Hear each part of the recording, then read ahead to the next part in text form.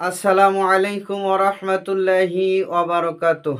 দূরের ও কাছের যে যেখান থেকে শুনছেন সবাইকে আন্তরিক সালাম এবং মোবারকবাদ।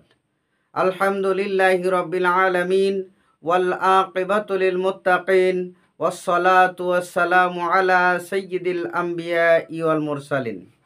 সম্মানিত দর্শক শ্রোতা, কিয়ামত যখন সংগঠিত হবে কত ভয়াবহ হবে এ ব্যাপারে কোরআন এবং হাদিসের মধ্যে বিভিন্নভাবে বর্ণনা করা হয়েছে।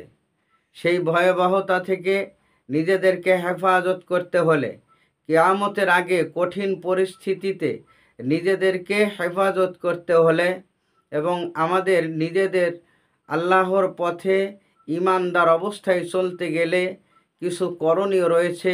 সে ব্যাপারেই আমাদের নবী পাক সাল্লাল্লাহু আলাইহি ওয়াসাল্লাম বারবার আমাদেরকে নির্দেশ দিয়েছেন।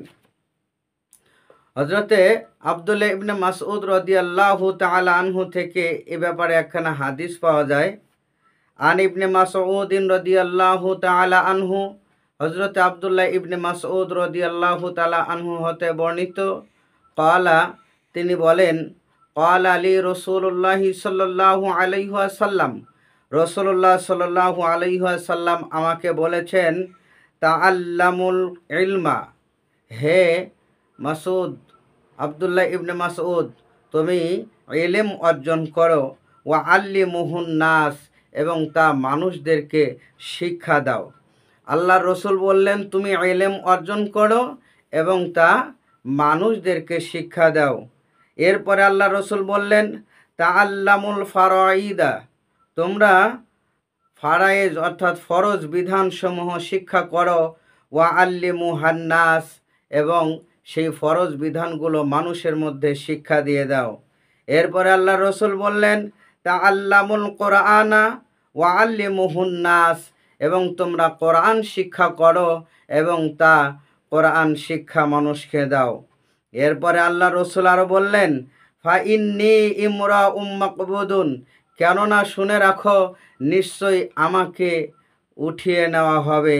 অর্থাৎ আল্লাহ রসুল সাল্লাল্লাহু আলাইহি ওয়াসাল্লাম আমাদের থেকে বিদায় নিয়ে চলে যাবেন এর ইঙ্গিত দিলেন। বলা হলো আমাকে দুনিয়া থেকে নিয়ে যাওয়া হবে, ওয়া ইলমু সাইয়কবাদু, এবং ইলমকেও অচিরেই উঠিয়ে নেওয়া হবে, ওয়া তাজাহারুল ফিতান, এবং ফিতনা প্রকাশিত হবে।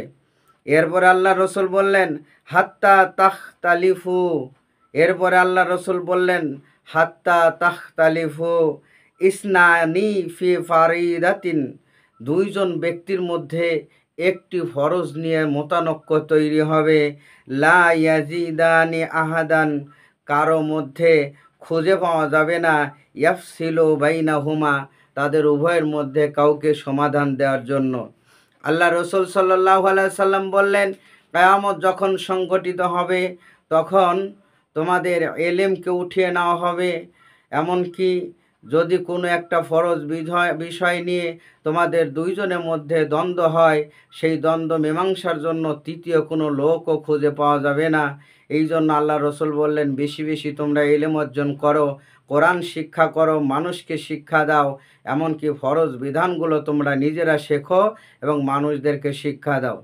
সম্মানিত দর্শক শ্রোতা, এটা থেকে প্রমাণিত হলো কিয়ামত যখন আসবে তার আগে কিছু লক্ষণ দেখা যাবে।